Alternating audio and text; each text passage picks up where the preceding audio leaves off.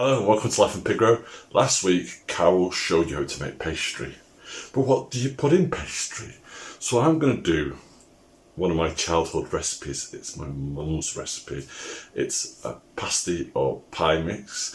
It is meat and potato. How northern can you get? So we're going to look at the ingredients first and I'm going to show you how to make it.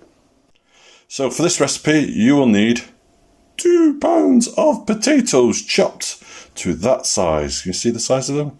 There we go. You can do more if you want more potato. You can go up to £5 and it will eke out a pound of mince. Top quality mince from the butchers. And then we need 1 onion, some salt and some gravy granules. And now I'm going to show you how to do it. If you're vegetarian or vegan, you don't need to use mince. There are other products out there. Here's a really good idea.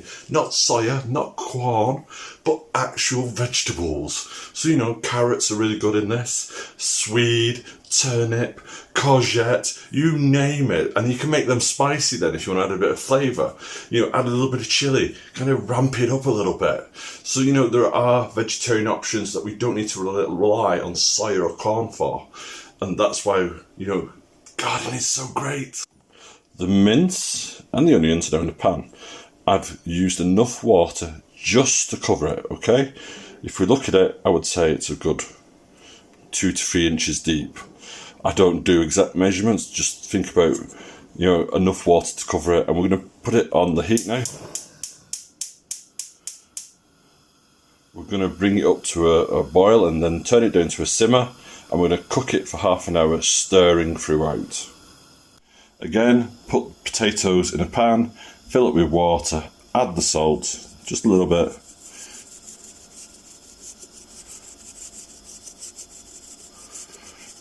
And put in a ring, bring to the boil and cook until they are soft.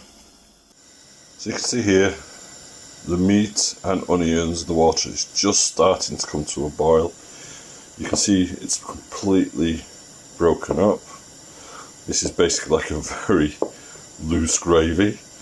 I mean, if you were doing this for a vegetarian pasty, then we'd use tomatoes here as a base. So when it's come to a boil, just turn down by halfway, just so it keeps bubbling. So there we go, about there. And keep stirring it. And let it cook for 30 minutes. And every now and again, come back, give it a good stir. So the potatoes have come to a boil. Just keep them partially covered and cook them until they're soft. Just turn the heat down ever so slightly, it's about halfway, so it keeps boiling. So, how do you know when your potatoes are ready? 1 sharp knife. Take that off, set it to the side.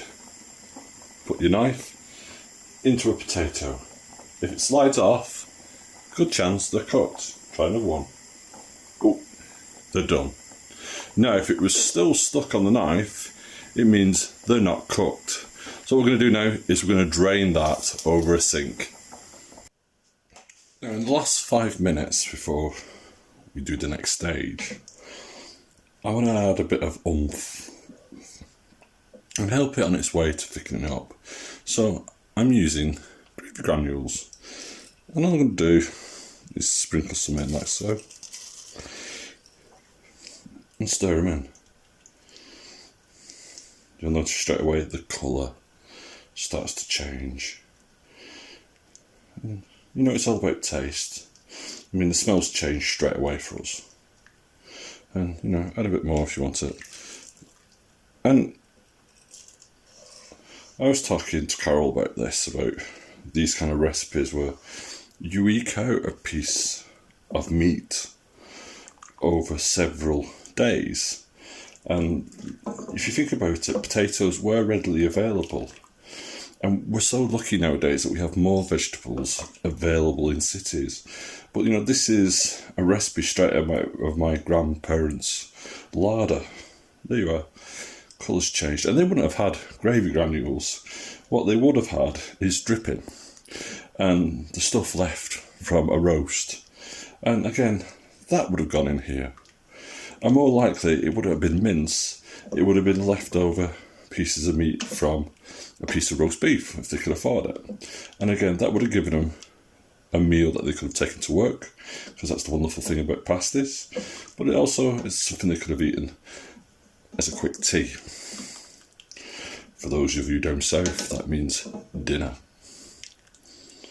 So there we are. Again, let it cook, and we'll show you the next stage in a minute. So that's been bubbling away now for 5 minutes, and you can see the colour has changed. And now we're going to add the boiled potatoes that we took off and drained a while ago. So here they go.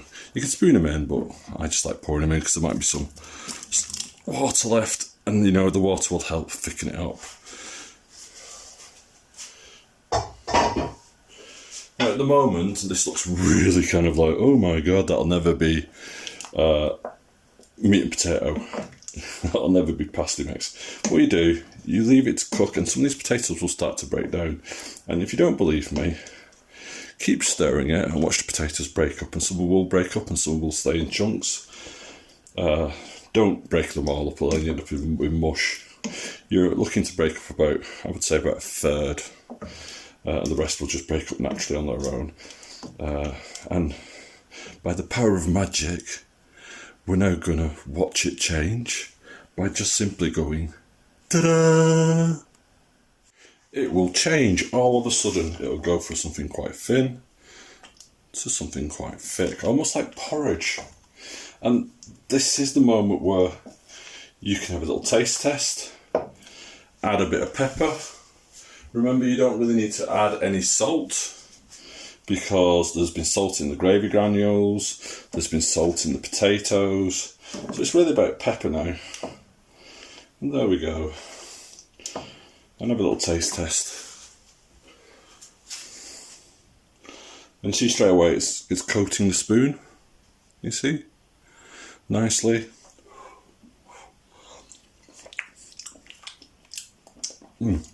Tastes lovely. You know what? I am going to add a little bit more salt.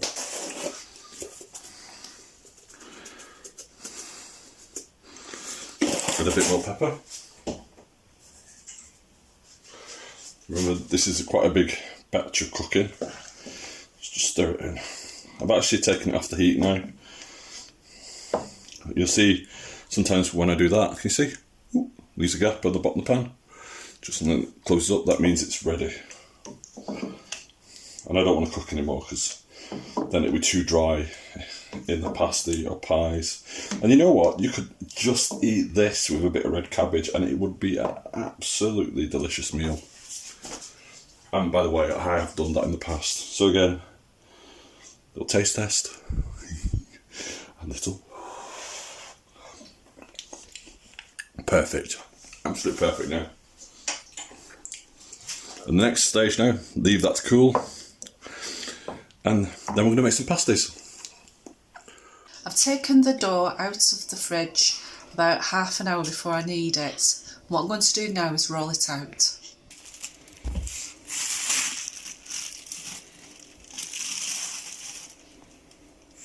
I'm actually going to cut the dough in half to make it easy to roll out, because there's quite a lot here.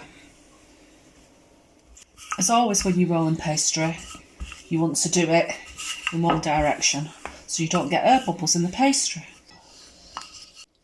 As you can see, I've rolled out the pastry now. It's quite thin, it's about 1 millimetre thick. You don't really want it too much more, because otherwise you're going to get big thick pieces of pastry, because this is self-raising flour, so the pastry will expand. I'm going to use a side plate as a guide now to cut out my pasty pastry. So I'm going to put the plate down on the pastry, and I'm going to use a blunt knife to cut round the pastry on the outside until I have a circular shape, like so. Right, here I am. We've got 2 well-oiled trays. I'm going to put the pastry down on the tray to fill with the pasty mix. Now, you don't have to do it on the tray. I'm just doing it on the tray because I haven't got any room over there. So take a big spoon of the pasty mix, put it in the middle of the pasty, perhaps a little bit more. Not too much more because you don't want it spilling out all over the plates. And then you fold over the pastry like this. So you've got it even. Just press it down a little bit. And then you just want to crimp the pastry round like this. So I just put my finger in, then I pull the pastry over my finger like this. I'm trying to hide my fingernail. So just work round like this, over and over and over. Of course, if you didn't want to do it this way, because it is a little bit fiddly, you could just stick the pastry down and use the tines of a fork, and you could just do it that way by scoring it along. And then I just use a pair of kitchen scissors to make some cuts in there to allow the steam to escape. And then once I've got all the pasties made, I'm going to wash it with a little bit of milk. You don't have to use milk, you can use a milk alternative. I'm going to put the pasties in the oven now at 200°C on gas mark 6 and leave them in there for 15 to probably 18 minutes and see how they are. And here are the finished pasties with homemade piccalilli. Yay! And if you want to find out how to make the pastry or the piccalilli, the links are in the description. And that's how you make pasty mix. So don't forget, like and subscribe. We're here every Saturday. So until next time, bye bye. And hopefully next time, if the weather's a little bit better, we'll be in the garden and sowing some seeds.